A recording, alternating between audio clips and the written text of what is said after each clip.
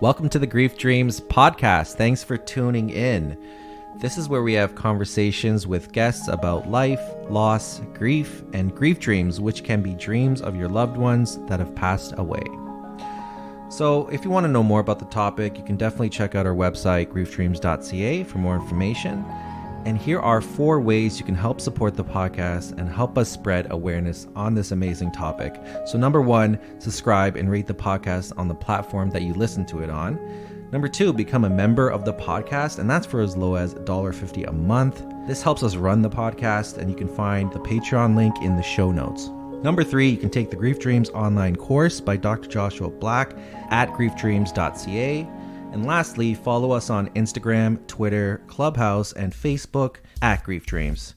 And now on to the show.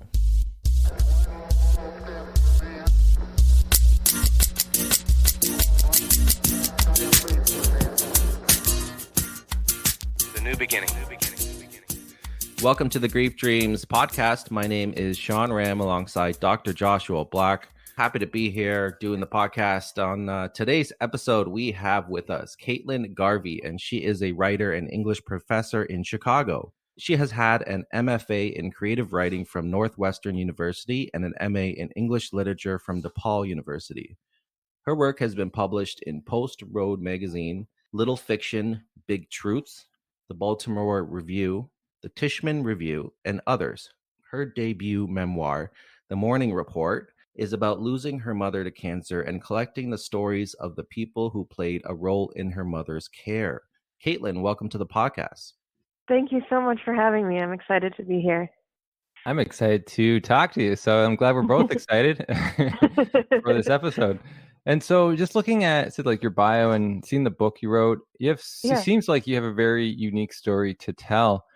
And I really want you to go back to just talk about the relationship you had with your mom before the breast cancer that happened, and just to give us an idea of what that relationship was like. Yeah, so actually before my mom had breast cancer, she had leukemia as well. So that was when I was in 2nd grade. So she was sick for actually a lot of my life. And then the leukemia went into remission. But then when I was 15, she was diagnosed with inflammatory breast cancer, which is really kind of rare and aggressive. So it was a lot of our relationship was kind of just navigating how to deal with something so serious when I was a teenager. But aside from that, we had a really strong relationship. I considered her a really close friend, but she was a mom first, so she made sure to institute certain rules and stuff. She was strict, but just very open to what we had to say and really kind of supportive of her kids. She used to be an attorney, but then when she had me, the 2nd kid, she stayed at home to raise her kids. And so I just want to interject here. So that must be really hard for a child to win an argument with an attorney. Oh yeah. There was no winning of arguments on my side now. It's really hard also for the husband of the attorney to win arguments. My dad, I don't think ever was successful. She's like, plead your case, and you're like, no, yeah. Exactly. And I mean, she was just never wrong, so that was that too. And then of course then she's sick, and it's well, obviously you're right, so we'll do anything your way. But yeah, it was a lot of our relationship. So she died when I was 18, so a lot of it, we didn't have an adult relationship really. She didn't get to know the parts of me that exist now, and I didn't really get to know her on a level other than a mom at that time, in the way you would have a relationship with your parents as adults. And so part of the reason I wanted to interview people for the book was just to get other people's perspectives on who she was to them, but also collect and remember more things from talking to them and seeing just kind of what their own grief processes were like. And so could you talk a little about when you knew she was dying, what that conversation was like with her? Yeah. Yeah, I remember. So I was, let's see, so I was a freshman in college, and I think it was like in February or something, and my dad sent me an email, and my sister, we were going to the same college, and he was like, you guys need to come home. And then he sat us down, and he was like, there's no kind of course of treatment left, kind of inhabited her whole body. And I just remember like that being very scary because they had hidden a lot from me while I was at college, just to kind of make me feel like a normal college student, I think. So I remember going back to Oak Park. I was in college in Indiana at that time, and we just talked through it, but not in detail. And I remember it was more for my dad than my mom. I think my mom probably didn't accept it fully. So yeah, it was hard and they told me, she was going to go into hospice care. And before that I had been home like almost every weekend to see, like cuz I knew she was sick, but I just didn't really know how bad it was. I mean, I could have guessed and I could have done research because if you just like look up inflammatory breast cancer, you'll find things that I didn't know at the time, but I think I was sparing myself from that too. So, yeah, and then I met a hospice nurse at that time too. And so, as you sort of, had this experience with her, did your schooling suffer? Because now that you came to the realization, I know, like Yeah. the death of my dad was very sudden, and so I Yeah. went back to school right away, and that was okay. But we've heard other people on the podcast where their schooling suffered. So I'm curious just about you Yeah. and you going to school while this is going on. Yeah. So freshman year, I wouldn't say I suffered academically compared to other people. I think I was just still, again, like sparing myself and being spared from it in a way. So I was, I had typical distractions, but I didn't view that as a primary one for whatever reason. But then actually, my mom died in June 2008. And in August of that same year, so a couple months later, I went back to school for my sophomore year. So literally, it was just like, 2 months, and I hadn't processed anything. I think I was still pretty much in denial, and I wasn't going to class a lot then. Somehow, I did fine in the semester. I don't know how I passed because I really wasn't going to class. And I think I just went for like the one final exam. But then eventually it got so much worse and I ended up dropping out of that school and transferring. But yeah, it was a lot of like not going to class, sleeping a lot. At that point, I had a blog where I would just like post really emo because I was, 19 and depressed. But sorry, I swore. No, that's fine. That sound like me a lot in university. Yeah, Definitely. it was like a lot of fatigue that I felt, and just like at the same time not being willing to process it or ready yet. And I thought like I could, figure my way out of it. And obviously that wasn't the case, and it just kept getting worse. And then in my junior year, second semester, that's when I attempted suicide. Yeah, just listening to you walk through that, it definitely reminded me of my own university years of Really? yeah, I think there's a lot of not understanding how to process things and even just Yeah.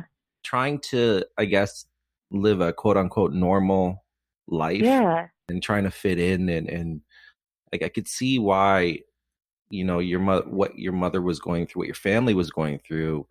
You can kind of almost compartmentalize that in your life, Mhm. or at least you almost maybe automatically your body and your brain do that so you can push Mhm. on and move on and do other things. Mhm. But yeah, it's such a tough time I think for a lot of kids. I think that Mhm. when you get into university, whether you're, that 18 to kind of, 17 to 23 age, and Right. looking back on it now, it wasn't until I think I was 27, 28 that I started to really deal with some of those things that I'd kind of neglected Oh, and blocked and kind of that had happened early on in my life and right. also during university. I also dropped out of university and ended up going to school somewhere else. Oh, And wow. not because, again, not because I wasn't able to or competent enough to do it. It's just Right. my life was so tumultuous during that time. Yeah. Exactly. Yeah. And it's hard to be away from your family too, even though I was like 2 hours from them. It just still felt like very isolating, even though I had friends and a support group and stuff. Yeah, and then it's just like also you have access at 19, you have access to alcohol, or at least I did. Yeah. So I was like, I can figure this out with some alcohol and I'll be fine. Learning how to use alcohol and drink that wasn't working well, and Yeah, using that exactly. to cope, using that to Uh-huh. deal with the what was going on. That's all a part of it, and Yeah. seems like it's a common thing, I think, during that time, and of Yeah. a young person's life, trying to navigate through it all. Yeah, and just trying to also fit in. And I think I was also just trying to distract myself with as many things as possible. Like, this is just a weird anecdote, but my sophomore year, I like I like bought these mini turtles online, and I'm just Mm. like, I don't know. I was just like trying to fill myself up with like really random dumb hobbies, and that was one of them for some reason. But yeah, I think I was just so lost. I didn't even know where to begin processing anything. Well, at least they're turtles, not tigers. Like, what's that Yeah, guy's name? could be Joe, worse. whatever. Yeah, there could have been some other Yeah. hobbies. I I'm curious because you seem like a creative person. That's kind of your deal. I wonder what kind of creative endeavors started but didn't finish during that time, Oh, because tons. Yeah. right? Because like I remember myself being a relative creative person. There's so many ideas that I had, and also those Uh-huh. ideas became procrastinating. That Oh, delved right totally. into what I was trying to do, which was procrastinate essentially. There was this one Yeah. point when I in my apartment that I shared with three other students, where I thought it was a great Oh, I did idea. too. Yeah. Yeah, I didn't do it, but I thought it would be a great idea to sleep in like a sandbox. At one point, I thought, I wonder how, and I started like thinking about it and planning this out. But then, thank God, a part of me realized this was a terrible idea to even like, I and kind of even wish you had though. yeah, For oh the God, story. the sand all over the apartment. I'm sleeping in sand. I just thought it'd be cool because the idea of sleeping in the beach and like, oh, it'd be so Yeah. comfortable. Sand is Yeah, that malleable. will Like, cure your depression, obviously. yeah, Well, they got water beds. Why not a sand bed, Yeah. right? Like, exactly what I was it's not thinking. that bad of an idea, Sean. I think you should have pitched that Shark Tank.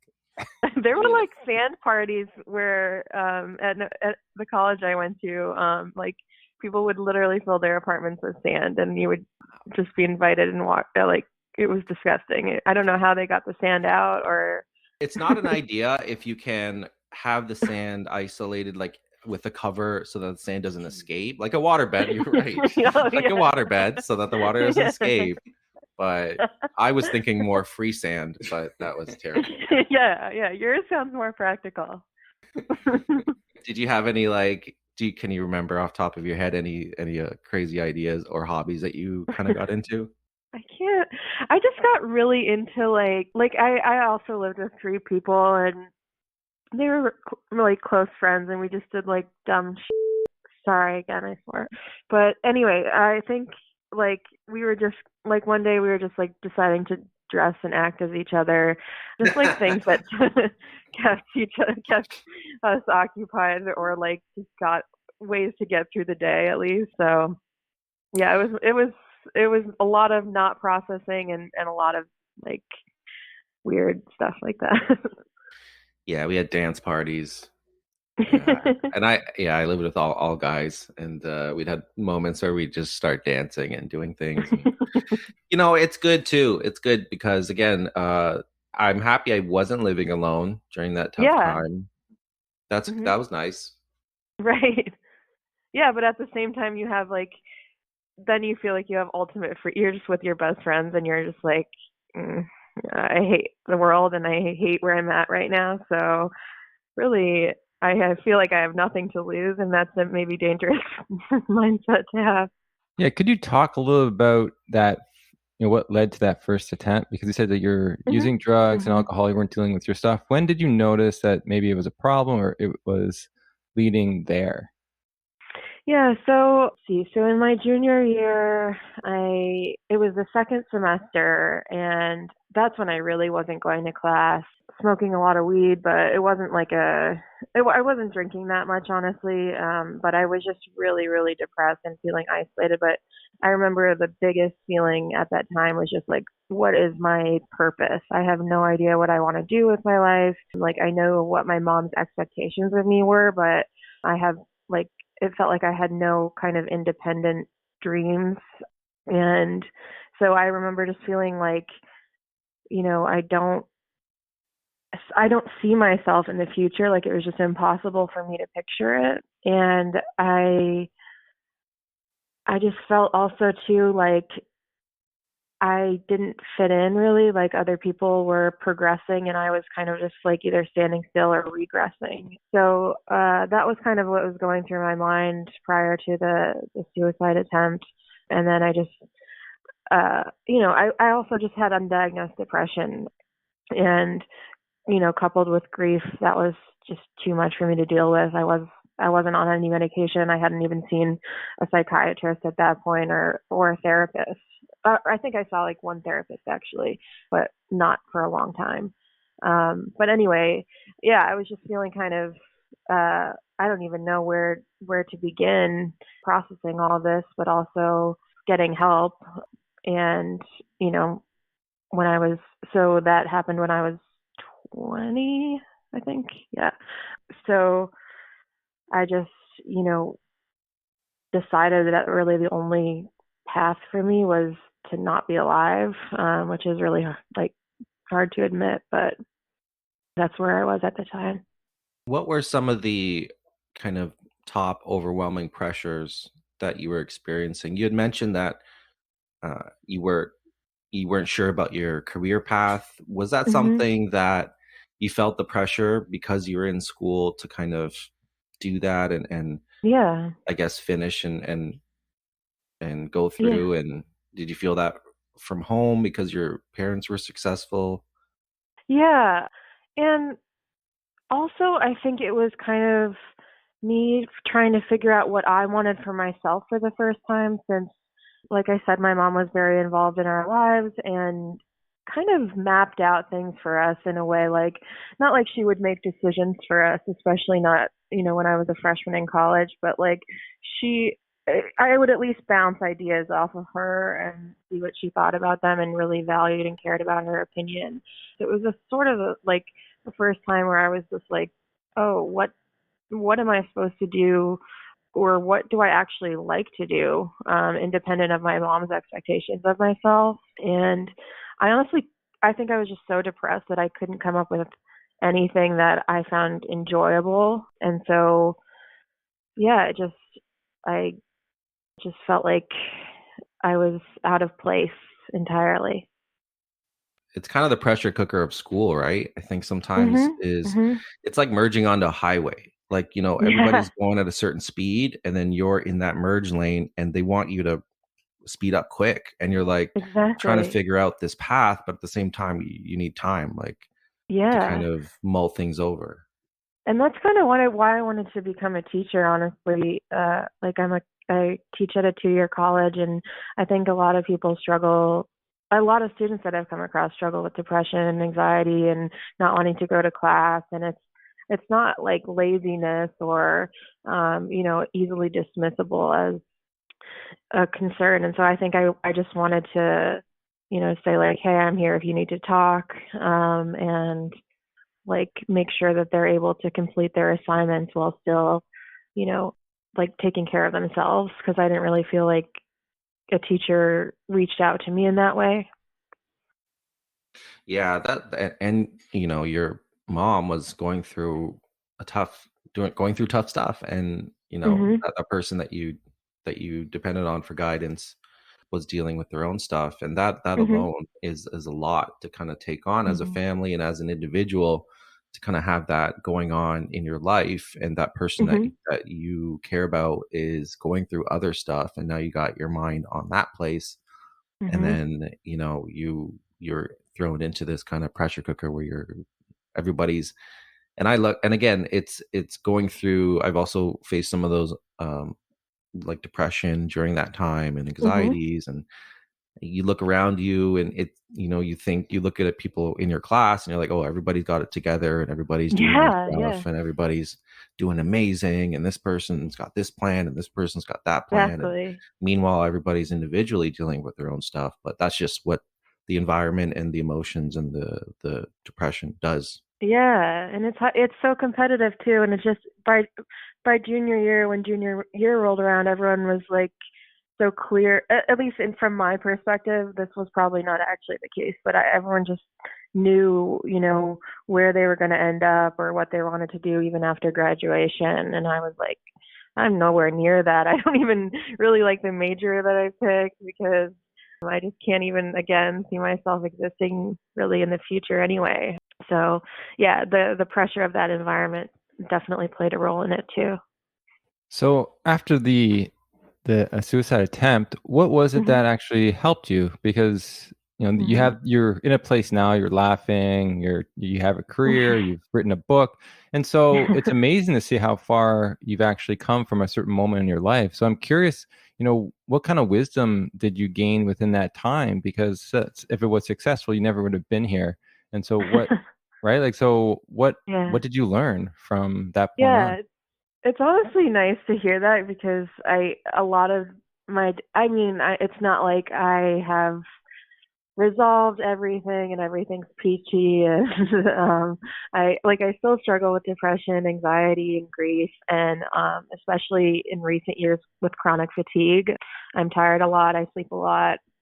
But yeah, I think what's what's new with the way I approach things, I think, is maybe like I feel grief a little bit fainter than I used to.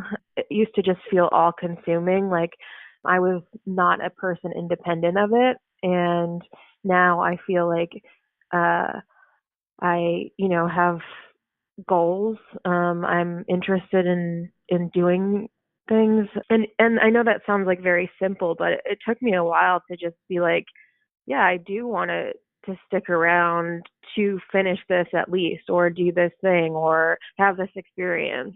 So I think, I mean, it's not been easy, and honestly, I think after I wrote the book and published it, like I went through a different kind of grief where I was like, I called it a grieving of expectations, where it was like, I finished this book about my mom, and now what do I do? Because I felt like this was my purpose to, like, I kind of put every, I guess, all my eggs in one basket. I don't know what the eggs would be in this case, but Mhm. I was so sure that like writing this book would be transformative in some way, or it would help me release and would help me or would serve as a vessel for all these memories of my mom and this kind of these memories that other people had of my mom. But I think, it just felt overwhelming to put that much pressure on something. So honestly, it hasn't been until the last couple months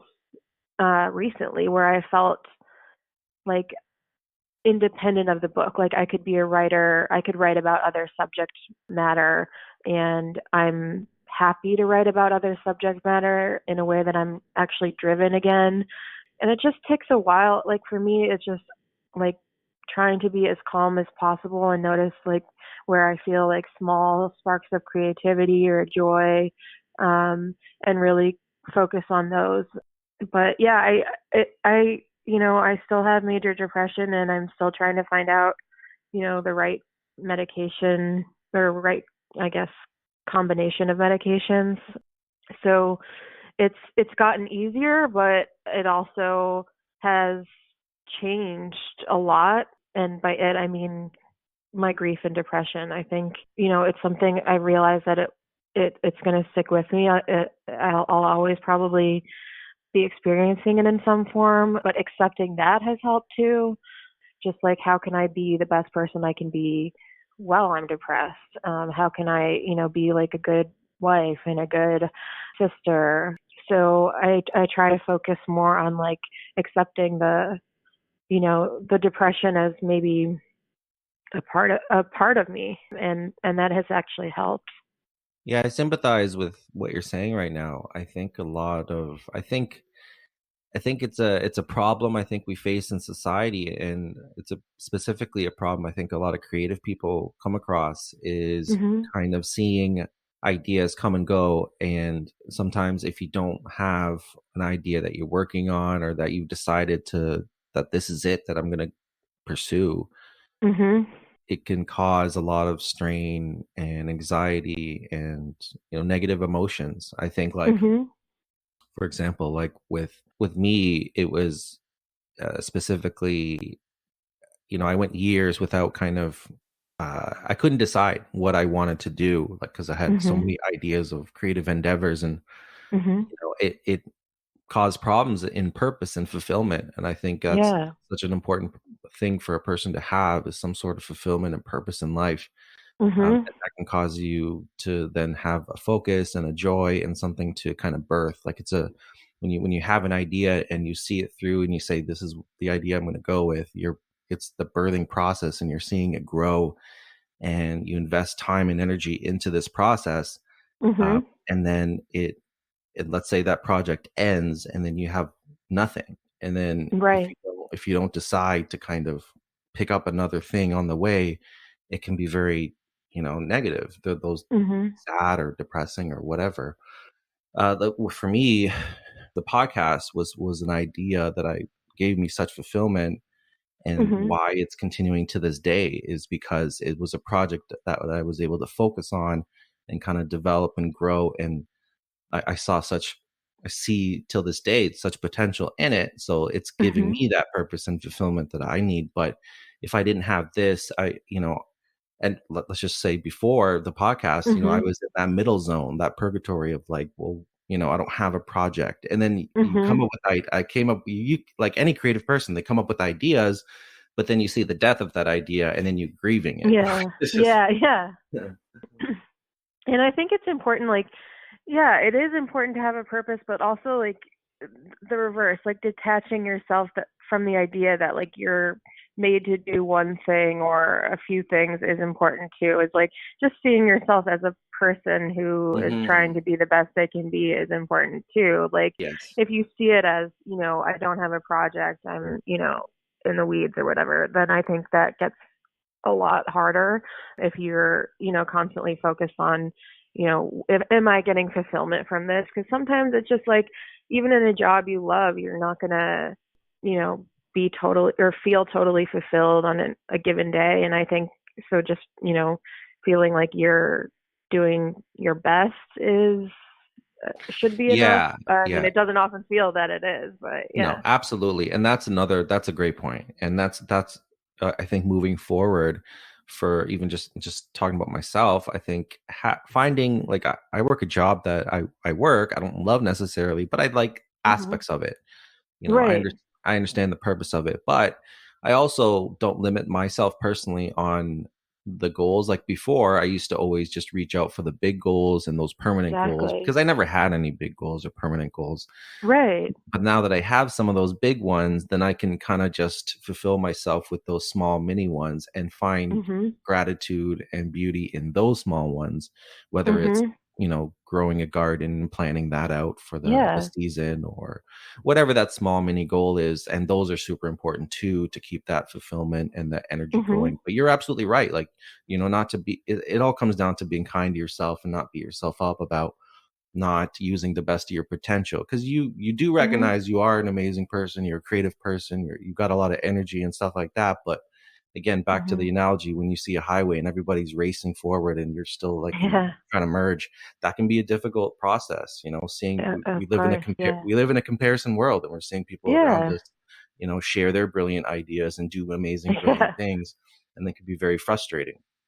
Yeah, exactly. And I think I mean, obviously like Facebook and Instagram don't help with that, but it's even more important to just be like, okay, I just focus on myself and, like being again, like kind to other people Mhm. and not, I know that sounds like Kind of something Ellen yourself. DeGeneres would say or something, Yeah. but Yeah. I don't mean to say it's all about kindness and preach platitudes or something, but Yeah. Well, kind to yourself, right? And yeah, yeah, that's what I kind to meant. Yeah. yourself, and give yourself that time and space to kind of think of those ideas and really pick which ones you want to dedicate yourself with, because you know that once you do dedicate yourself to an idea, then you can reach some great heights with that. Mhm. Mhm. And so but it's interesting when you look back and you see how the book was a goal in a time where you didn't really have many goals. And so it allowed Right. you to keep going and have some type of meaning beyond other things. And of course, the ego gets involved and says, this is it. This is the big time. Mhm. It kind of like disrupts, I think, maybe one of the reasons why you're doing it anyways, is to Exactly. understand, that's why it's very complex. Once you get a goal that starts out of passion and love, your ego always Yeah. gets involved and has its fingers in it. And it's hard to separate the two Mhm. as you move forward. And so for you, what was the initial reason to do the book and interview these people? Mhm. I think that's a very interesting thing, just because I Mhm. know when my dad died, I wanted to know more about him.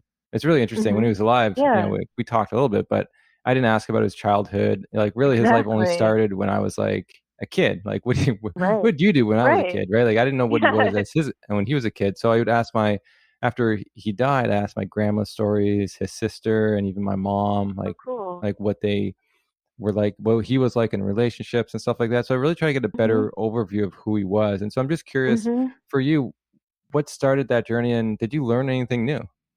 Yeah, it was like you said, I did want to learn about the parts of her that I didn't have access to because I was only 18. And I think also there's this what started the whole process in general was this there's this Buddhist parable of the mustard seed where the Buddha tells Kisa, a young woman who's grieving the loss of her son, tells her to go into town and see if she can collect mustard seeds from a family who hasn't experienced grief.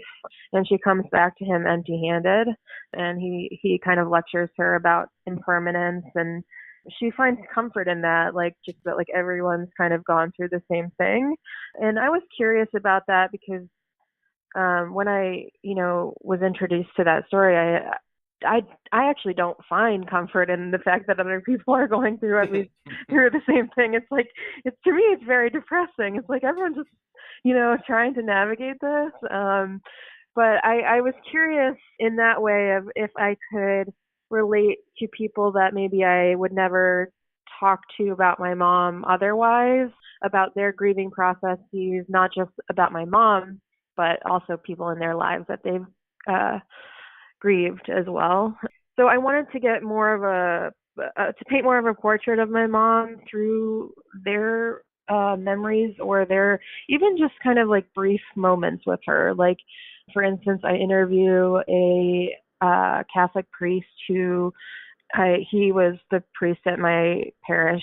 I grew up Catholic, and he administered the Eucharist to my mom. He came to our house when she was in hospice care. And they didn't have like a, particularly strong relationship, but even just little moments like that, I feel like you learn an intimate detail about someone and coming into their house and literally, giving them the Eucharist orally, like putting it in their mouth, is an intimate act. So I don't know. I just wanted to find out like what their perceptions of those moments were, and that allowed me to remember more honestly. It sparked a lot of memories, even just going back to places that or where I grew up. Like I live in Chicago and I grew up in Oak Park, so it's only like 20 minutes away, but I still felt like I was maybe purposely avoiding or maybe not remembering things on purpose. So like even with I went to interview the embalmer, the funeral director and the person who embalmed my mom, which was, it's a pretty morbid concept. But I feel like I just really wanted to think to return to the moments kind of around her death, since those were the most like alive in my mind, and see if I could get a fuller story of like what was happening behind the scenes. And also I'm anxious in general and pretty shy, and I thought, this would allow me to connect with people, again, people that I wouldn't have normally gone back to, especially not to talk about my mom. And honestly, like my family is close, but we don't especially on my mom's side, no offense to them, but we don't really talk much about her at all. I think it's too painful for them. So I just wanted to talk about it too. I think that was just part of it, where it was like, I know that this will be helpful in some way at least. I don't believe anymore that like you should go on like a grief journey like this, because I think that implies that there are like steps and stages to grief that aren't necessarily the case for everybody. And like I said, maybe it's something you have to realize you'll always be dealing with in some form, although it transforms. But yeah, I gained some additional stories and perspectives. At times, though, it was frustrating because I was wanting comfort almost from the people that I talked to, and felt like I had to comfort them almost at times. So I was like, if we're in this deep, if I'm the one giving you comfort, you don't want my comfort. But Yeah. basically, No, like, sorry, go ahead. yeah, I was just gonna say, I think the whole process it's amazing. It's incredible because imagine if you could do that with any significant moment in your life. Right. If you could go back and get a 360 kind of interview of, because Yeah. like life is like, our lives are like movies, and Mhm. these images play out and these scenes play out, and we hold on to these moments and these scenes in our lives. But Mhm. imagine you could go back and do an interview. It's like watching a movie or a show, and then they Exactly. do like a behind the scenes, like interview documentary about the show or the movie. And then you're getting, Exactly. the actor's opinion about, wait, how'd you feel in this scene? Well, actually, Mhm. or whatever the Right. situation is, because that gives you even more data and even more, it's even more kind of Yeah. fulfillment around that scene that is already playing in your head. Yeah, and I found out some things I had no idea about. For instance, like I interviewed the person, this woman named Debbie Musso, who was a hairstylist, but she did my family's hair, but she also like helped my mom pick out a wig after she lost her hair. And she actually told me that she dressed my mom's hair for the wake. And I didn't know that. I just assumed that the funeral director had done it, since that's something they do. But yeah, so even like memory, or like just things I thought I knew, changed from talking to them.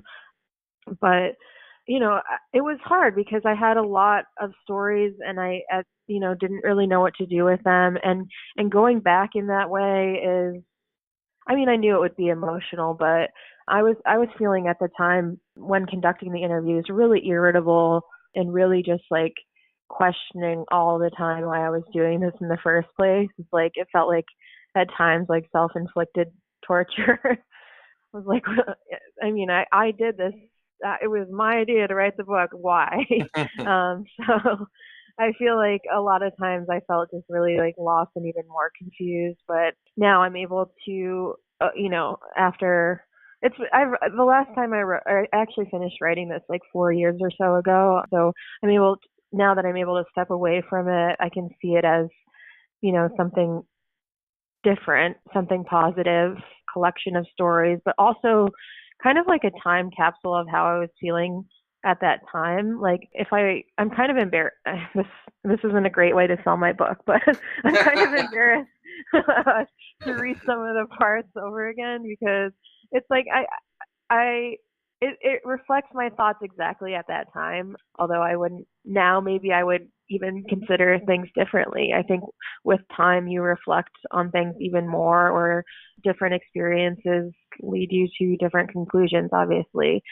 So it's interesting, the thought of like, if I were to ever in the future go back and kind of like do the same process but make different conclusions, like what that would be as a project for me, or what that would mean for me.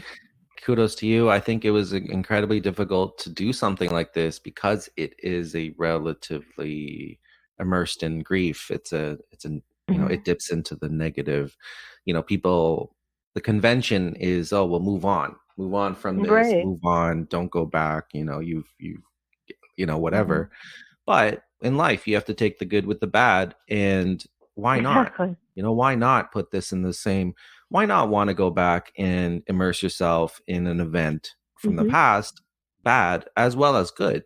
Like, I'm trying to think, like, because at the end of the day, that's your life, that's who you are, Mhm. and you're just, Right. finding more information and gathering a better picture of that event. And Mhm. I think it's an amazing concept. And like for me, like I'm trying to, there's going to be, like you said, difficult emotions. Mhm. Probably rehashing that. Like, it's a funny moment in my life, but like, when I was in kindergarten, like I peed my pants in school Aw. and I was so embarrassed I didn't leave the Aw. stall. Oh So the teacher was trying no. to get me to come out of the stall and I Oh wouldn't do it. no. So my dad had to come to school with an extra pair of pants. Oh. And I'm like, I wonder if we could interview that teacher and get, or even my Yeah. dad or anybody around that time and get a Yeah. 360 interview of that embarrassing, weird moment. It would be a Exactly. more fulfilling experience because I'm playing that movie in my head, not all the time. I don't think about it often, Right. but that's still a scene in my life movie. I'd like more, Interesting. Yeah. it'd be interesting to hear, because I'm telling you my side, my POV Yeah. perspective of this scenario. Interesting. Yeah, and it's like that's the kind of thing that would like keep me up at night, like when you're, when you're anxious. I'm sorry. That sounds really bad, but I just mean like when you're anxious and you can't sleep and then you think like have like a flashback to when you're like in second grade or Oh in yeah. kindergarten Those are and the things you it's think about something. before Yeah, work. exactly. Yeah. So it'd be I feel like it'd be interesting and maybe even like healing for you in a way. I don't know how traumatic that Yeah, I'd event was probably for pick a you, but different yeah. event. Yeah, yeah. A more No, meaningful, yeah. let's just say a more meaningful, significant event to kind of look back on. But you're absolutely Yeah. right. Like, these are the moments in our lives that that are part of our life movie. And it's interesting to Mhm. kind of, because I always hope that when I die, I can get all the information. Like, that can be a Right. life book and I can look at everything from that angle. Right. That's what I hope too. Yeah, no, it is interesting. 'Cause I know, Sean, you're saying you talked to your brother and you're able to go back to stories of your childhood and stuff and get pieces because it, like our memory has some issues. So we don't actually know everything. And Mhm. sometimes Mhm. we remember things that didn't actually happen. And so it's always Yeah. nice when people are alive to go back and sort of see what they saw and what was different in their Mhm. eyes. And then to get a better understanding of maybe what actually happened because our mood and how we see life really imprints in our memory of the event. So if Mhm. we're anxious and Mhm. depressed and you're interviewing these people, you're going to have this sort of Exactly. negative view of what happened, but really on their Exactly. end they're probably seeing something completely different. Mhm. And it's just Mhm. like as you go back you realize, oh, interesting, I probably am seeing that in a skewed way rather than like a more Yeah. non-judgmental way. I think that's just part of the process, and it seems that's where you I are, think and so and too. to realize, as you wrote in that mind frame, but going back, Yeah. it's really cool to be able to see how far you've come, right? Like the Yeah. worst fear I have is to write something today and then by the end of my life, I wouldn't change a word. No, like I want to have Oh yeah, grown, no, right? Like I want to have exactly. loved life even more and change my perspective. So at the end of the day, as much as you say, it maybe wasn't that great. I look at that from my perspective, saying that's amazing. You grew that much in that short time. You Mhm. said 4 years to be able to Mhm. look at your words and realize you've completely changed from that moment you wrote them. And I think that is Mhm. such a beautiful moment because then the book did what it's supposed to do, helped you realize you're changing. And what more do we want Exactly. than that? Because you're changing in a positive direction now. Exactly, yeah, and I think that was part of it for me too. It's like, I think I would have maybe also interviewed more of my family members or any of my family members. My sisters have different versions of events, but you're right, they're all filtered through our emotions. So, like, I remember specific things when I was angry or really, anxious or something like that. But also, I think in shaping the chapters, it was sort of that way too, where I was like having to identify common themes that were coming up in the interviews. And again, like you have to shape the narrative in some way. You have to order it. You have to figure out like what parts you're leaving out. So it feels very like, just deliberate, but also what I felt as it was done was like, I can't possibly capture everything. And I know there is stuff that I left out on purpose. And I just feel like, you know, am I doing myself a disservice by that? And I just kind of had to realize, like, no, I can write about my mom, and this isn't the end for me in writing about my mom necessarily. This doesn't have to be like the final thing I say, but I was viewing it that way for a while, and I think that was kind of hurting my overall worldview, maybe. Well, when I first, saw the description of the book, I thought it was interesting that you focused only on people that were a part of the dying process, because her life was so much more, but you're focused Exactly. so specific on this process. And I thought it was interesting. And so now, like, I get to learn more, why that was, and how maybe you would go back to sort of, her elementary school teacher, or, like whatever, right? Like other people in her life, to see who she was. So I think, yes, at the end of the day, it's very interesting how we change. I'm curious, along the process of like writing the book and even, after she died, have you ever had a dream of her? Oh, yeah. So I've had lots of dreams. And actually, when I was 19 and not going to class, sleeping a lot, I kept a dream journal because I was like, what else am I supposed to measure? It's certainly not steps because I was sleeping a bunch. Sorry, that's a joke. But yeah, so I remember, like, I don't have that anymore, but a lot of the dreams in like that time were kind of like her head detached from her body, or like I just had like images of like floating body parts. It's like, and at that time I was like mad at my subconscious for being like, it's like, can your imagery, be a little bit deeper? But yeah, I think I've had a lot of different ones. Since publishing the book, I've had dreams where she'll like pop up at a family dinner or something. And then I'll be like, where the heck have you been? But then I'll get over it. But initially I'll have some rage. But yeah, I think it's weird when she's like there in present moments, because then I suddenly have a panic, like, are you on your right medication, or are you declining treatment? A lot of my dreams have been about recently where I'm just like, where she's like not, she has cancer, but she's not addressing it. That's happened a lot recently. And actually one I had maybe a year or so ago where I don't remember the specifics, but I just remember the feeling that I got from it, which was just complete comfort.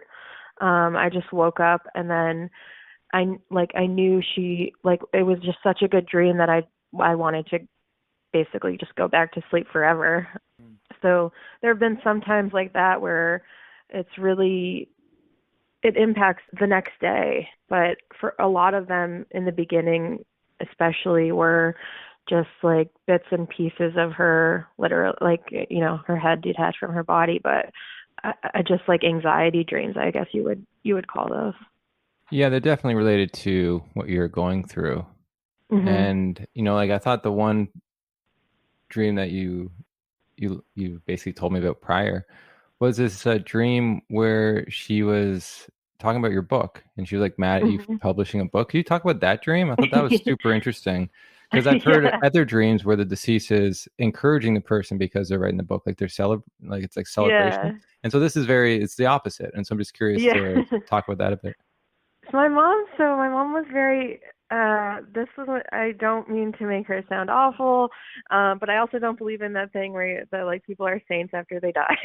She was very critical, especially of writing, because she was a really strong writer. She's very smart. And, actually, when I was younger, she is the reason I think I'm a writer. I think like she encouraged my sisters and me to write stories when we were little, and she would like rate them. So anyway, I think right. So I think that kind of critical eye played a role in that dream, where it was like she would totally edit my book, and have problems with my sentence structure probably, but also she was a very like private person. And here's my book, the cover of which is her holding me when I'm a baby. And it's going to ask these people who, again, played a very like intimate role in her life and in our family's life. So I think the privacy aspect was her kind of like, I don't know, just I have some anxiety around that of like, would she actually have wanted me to publish this? I mean, obviously there's no way of even processing that fully because she's not alive and I wouldn't have written it if she were. But I think that with the kind of like intense editing eye she had gives me some sort of like anxiety. Well, it's so interesting because there's like a lot of things you could just talk about with that dream in the sense of Right. that is probably, you said like there's the aspect of the confidentiality. She was a very secretive Yeah. person, didn't want her stuff out there in the world. But then, what I'd like to hear too is the truth and how she probably would have read the book and there was a bunch of errors she would have saw, right? Like that's just Yeah. that's a part of like who Yeah. she is. And so there's like a part of like the continuing bond aspect of that's Yeah. actually what like her style of what she would have probably said reading the book given if she was Right. alive. And I think that's interesting in the sense that that's the relationship you had. Like as you said, not Mhm. everyone, we're not all saints. Like with my dad, and especially like we had a lot of rough patches. And how I Mhm. see him is a little bit of both. He has some good qualities, Right. and I also have some of these negative ones. And Mhm. so when I look at these dreams that are what I get excited about when people share these dreams is to just hear a new side of them. And sometimes these dreams that aren't as positive as other ones have a lot of Mhm. details of that relationship and who they were within that person or that relationship Mhm. with that person. And so I think it's just nice that you're allowing the truth to come out. And I think more than anything, secrets are great, maybe for a little while until they become toxic, and but truth is the Yeah. thing that overcomes everything. And yes, it Mhm. hurts, some people become uncomfortable, but you become free, and the goal is Mhm. about you being free, and you're the one that's alive. So you Right. need to be the one Yeah. that's free in where you Right, are. And I exactly. think, it takes a lot of courage for you to have those, just to even say that dream. It shows me Mhm. how much courage you needed to write the book. And we never even talked about like it's so crazy because when we talk about the book and you're saying like there's some stuff I want to change, like Mhm. not once did it come out how this aspect of writing the book is actually the biggest statement of you standing on your own, because your mom Mhm. would have said don't publish, right? So for me, Yeah. I'm like, it takes, because of that dream, I look at what you've done with even more significance, because it's not about Mhm. just writing a book, it's about you standing up for who you want to be in this world Mhm. outside of the parents, right? And outside of everything else, it's like you're just being you as honest as you can. And there's Mhm. when you become in that state, I believe that the world becomes a different playground for you because you're not limiting yourself on what's possible. Wow, that's better than I've ever. That's better than any therapist could have ever told me. Now I feel very, even more proud of myself, I guess. Well, you should, right? Like it's very hard No. to Yeah. to have the courage to do new things. And Yeah. for especially growing up, it's tough. It's so, you should be proud of yourself. I'm proud of you. Like I barely know you, but I'm proud of you. Thank you. That means a Yeah, lot. that brought a tear to my eye, Joshua. That was very nice. And yeah, absolutely. You hit it on the head. And especially around, because when you were talking about going back and well, I should have done it this way, or maybe I should have done it that way. This Mhm. all makes a lot more sense now, right? Yeah, exactly. And I think with the grief dream too, with the anxiety about her, being critical and stuff, it also is just reflective of the relationship again that we had when I was 18, which is kind of sad in a way because it's like, I don't know past that. Maybe that would have evolved. And Yeah, that's I interesting. mean, I don't think she would stop being critical ever, because that's just not Yeah, but no, you're in right. the cards. But You're yeah. on the right track because I think sometimes, again, it's like I'm thinking it's like having like a basketball coach be your parent and they want you to learn how Yeah. to play basketball. They can be very Yeah. critical, right? Because they want you to excel, they want you to do well, they Mhm. want you to not get hurt and they want you to learn something, but sometimes in that process they themselves are not doing it right. They're not teaching properly. Not everybody Mhm. can teach, and they learn how to teach on the go. Becoming a parent is like that, right? Mhm. It's a new Yeah. Yeah. process for everybody. So I would imagine, at an older age, they might look back and be like, "Oh, I regret doing that," or "I regret teaching my child how to do this," or Mhm. I wish I could go back and do things differently." But yeah, you're right. Mhm. Yeah, with my dad, it was interesting because we had a really, poor relationship Mm. throughout a lot of my life. And then it was Oh. only after we only really started becoming, I guess, quote unquote, friends or just having a better relationship when I was Mhm. around 23. Oh, And it was wow. about, yeah, a year and a half before he died. And, I Wow. look at that event and it was because him and my mom split up. Well, they Oh, got wow. divorced, and then that changed something in him. And he became Oh. a softer individual around me, and he wanted to Oh, know more interesting. about me. It was a very interesting thing. And so so Yeah. we would hang out for like the first time ever. And that is, I Oh, think, wow. why when he died a year and a half later, I was, it was a significant loss in my life because we were building a different Right. type of relationship than I Yeah. had prior. It's Yeah. almost as if he took the role of needing to be a father to just needing to Uh-huh. be someone like a friend or just a support system. So it was That really makes interesting on sense. how Yeah. people can change over time. But you said like you don't get that opportunity, so you're left with that, almost like my dad before we became friends. And Right. if my dad died then, yeah, I probably wouldn't have many positive dreams personally of him. Yeah. Yeah. Yeah, When sometimes. did your parents get like were you 23 when your parents got divorced, or was it Yeah, they like? separated a year or 2 years before then, and Oh, then wow. Okay. yeah, So very close to when you. Yeah, that's interesting. yeah, it is, and it's just one of those things I look back, I'm like, oh, like if that didn't happen at that time, my whole grief journey would have been a lot different. Yeah, and it's not that I don't want to say like I would never have any positive memory. Like I have a lot of positive memories with her, but yeah, it's all filtered. It's still, I'm about to be 32, and it's just filtered through my 18-year-old self. And so now that you're 32, if you could have a dream of your mother tonight, what would that look like? I would hope it'd be comforting, but I don't know. I feel like it just totally depends. I go through periods where I have very vivid dreams, not just about my mom, but about just anything, and then periods where, nothing. I'm also I also suffer from insomnia, even though I have chronic fatigue. It's kind of a I don't know situation, but yeah, I feel like I don't know. I think now I would hope for them to be like a little bit more comforting because I just remember the feeling left over when in those early stages when it was just like I don't know, like I was just seeing like pieces of her body and it just felt so morbid and all consuming and draining. Well, this is the reason why we're making one up right now. So if you could make one up tonight, We're making one up. Oh, yeah, okay. we're not just concocting something. What we dream about, like, what do you want to No, she make? would So say if you you're could, perfect, you're yeah, what would your amazing. perfect dream be tonight? Put on your creative hat. Oh, okay. I See see the what we're best doing. of Okay. Caitlin. Yeah, she would say, Caitlin, you're doing amazing, sweetie. You are, I'm proud of you. Did you guys And have a nice I, place that you both enjoyed, like a positive memory of a location that this would take yeah. place in? I would actually like it to take. This is.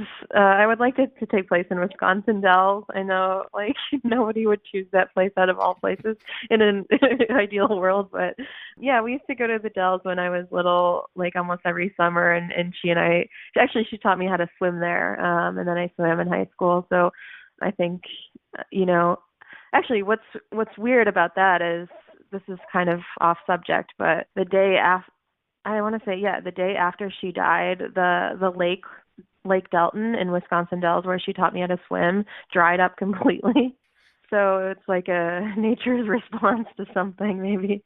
But yeah, I think it would be there where she's just like I've seen the progress that you've made, and I respect and appreciate who you are now. I would like affirmation. I'm still feeling like I'm missing that in my life, and honestly, like things like milestones where she wasn't there. It would just be nice to have her like kind of just say, I've observed you. I know that sounds creepy now, but like I've seen, your path, and it's, a positive one overall, and I'm proud of the woman you become. I'm proud of like the gay woman you become, because I never got to tell her that I was struggling with my sexuality, and now I'm married, and I think just having her affirm all those kind of big moments in my life would be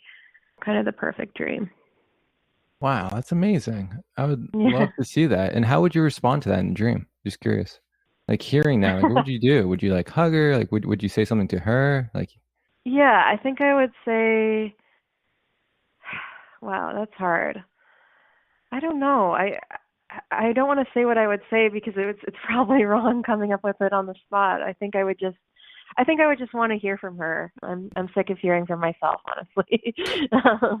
And I would just be quiet and listen, I think. And then maybe hug her, yeah. Nice. And then you both just jump in the pool, or what was that? You said the Dells. What is the Dells? Yeah, I wasn't sure what that was. It's like basically the place where dreams go to die, as described in my life. What? That dreams dry up. Yeah, it's like not somewhere that you should add to like your list of destinations, especially like once you get the vaccine.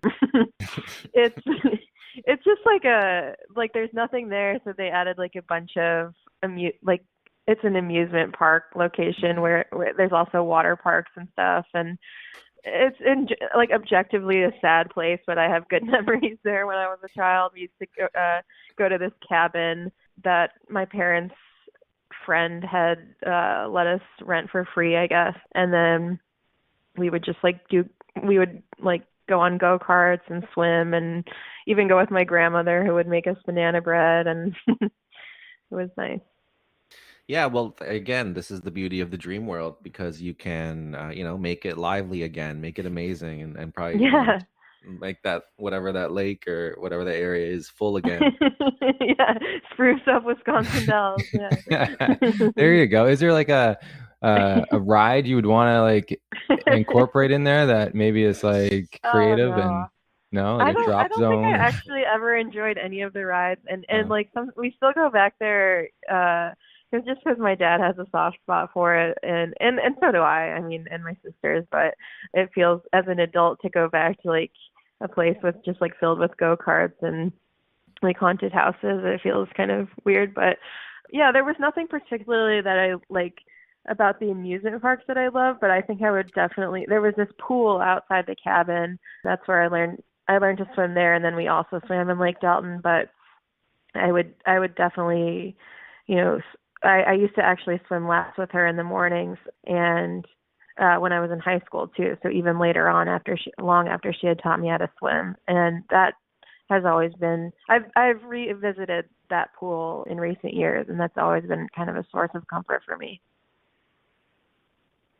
Yeah, hey, sometimes we have those places in our minds, and that and we visit in our dreams that are just significant, and they just pop up every now and then, and yeah, that's just a part of it.